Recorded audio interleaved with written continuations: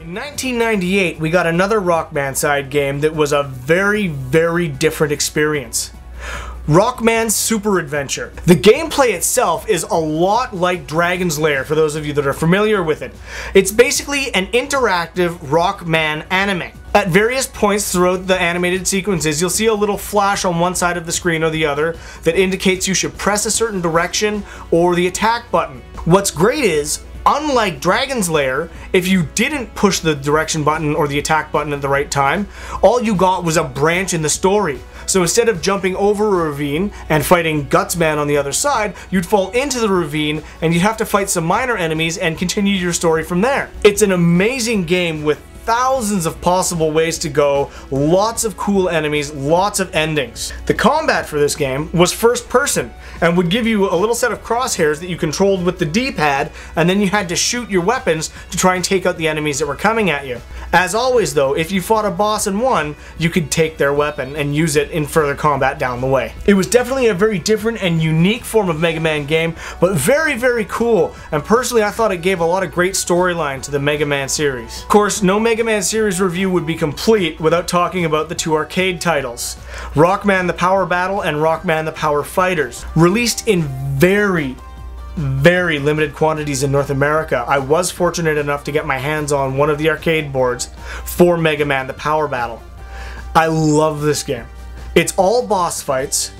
You've got your choice of fighting bosses for Mega Man 1 and 2, Mega Man 3 to 6, or Mega Man 7. The graphics are fantastic. The music is top quality. This is Capcom arcade goodness, absolutely start to finish. Mega Man 2 The Power Fighters was sort of a sequel and sort of a 1.5. They changed up what bosses were in what stages, and they also changed up the music a little.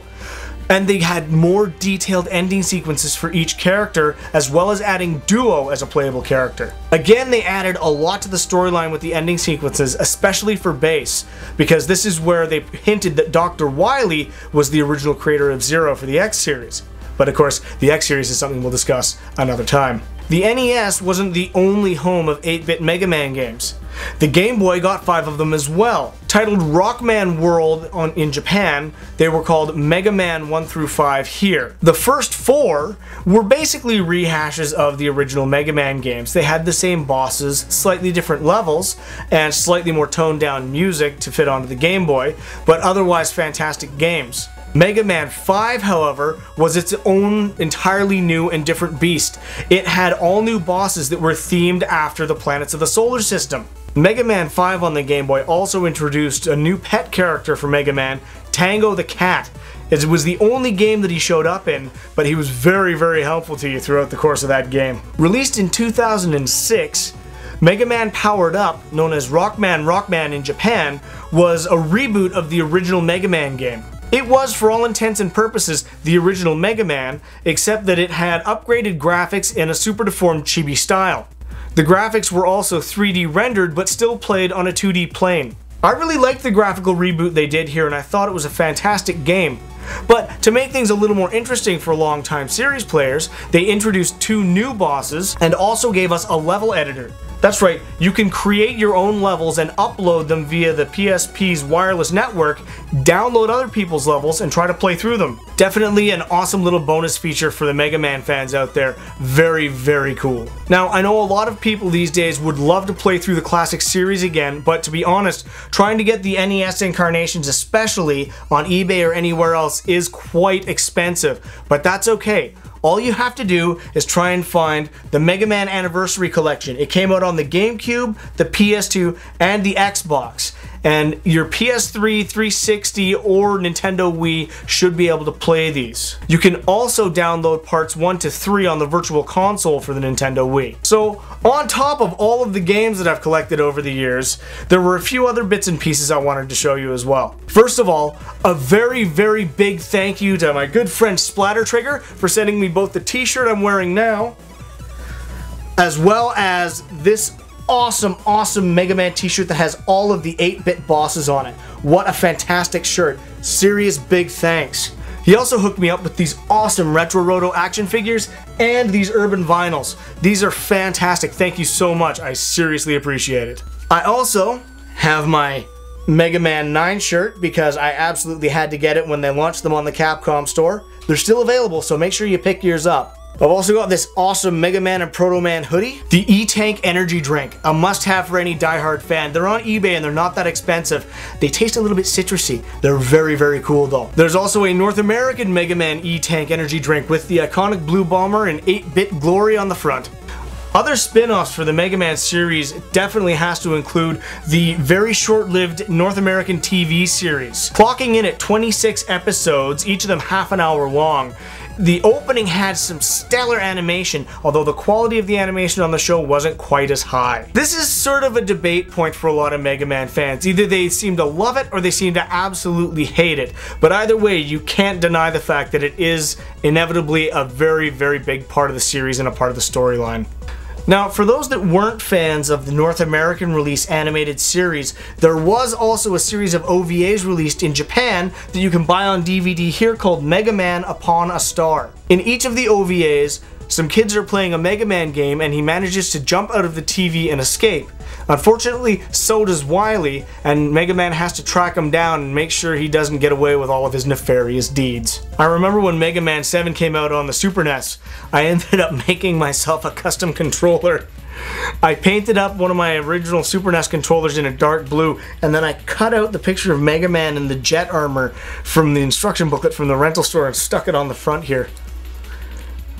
I still love this controller. I just hope that anyone that worked at that store isn't watching this right now. I mentioned these in another episode we did about art books, but I wanted to point them out again.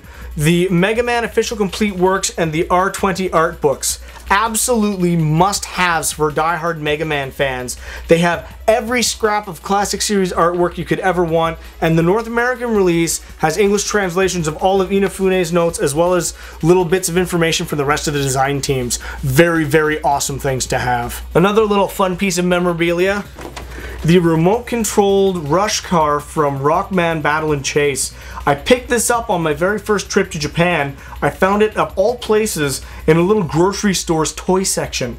I think I paid like 50 bucks for it, but I love this thing. It's just a ton of fun to zip it around the house and dodge around furniture, and also just to have as part of the collection. Now, I know I showed these in the very first Mega Man special, but I figure I'll show them again because they are technically part of the collection. I actually have Mega Man tattoos.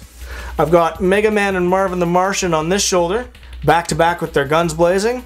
And on my other shoulder, good old Heat Man, my favorite boss from my favorite Mega Man game in the entire series, Mega Man 2. Around the same time as Mega Man 8 was coming out, another little 10th anniversary goodie that was released was the Rockman 10 Years History book. A few years back, Dreamwave Comics, who unfortunately now no longer exist, brought out a series of comics based on the Blue Bomber himself. It only lasted 4 issues, but these were great comics. They flushed out the story of Mega Man and kind of brought it a new spin. Not necessarily what I would call the storyline from the original games. They did feature characters from all sorts of the 8-bit and 16-bit classic series and had a very cool storyline all their own. The art is fantastic. Every page is full color, well shaded, well drawn. It's amazing. And if you can't find them in 4 separate issues like that, there was a smaller trade paperback version released. Over the years in all of my various video game magazines, I didn't used to have as much respect for keeping them complete as I do now, but I always loved Mega Man. And when I was younger, I used to cut out the magazine ads to hang up on my wall, and I've still got some of them. These are the original magazine ads for Mega Man 3 and 4. I also picked up a copy of Game Fan around the time Mega Man 8 came out, and absolutely, I had to have this to hang up on my wall as well. And someday when I have a games room again, it'll be up there. I'll probably try and frame it, but this is the 2-page write-up they did just for Mega Man 8. I read this over and over and over, dreaming of how awesome it was going to be to get a chance to play it. So there it is. I've been so excited about the opportunity to do this. Thank you all for joining me on this journey all the way back to the very beginning of Mega Man, the classic series, the memorabilia, the TV shows, the comics, everything that has made this such a hallmark series for Capcom and such a favorite for me. I hope you enjoyed. Until next time.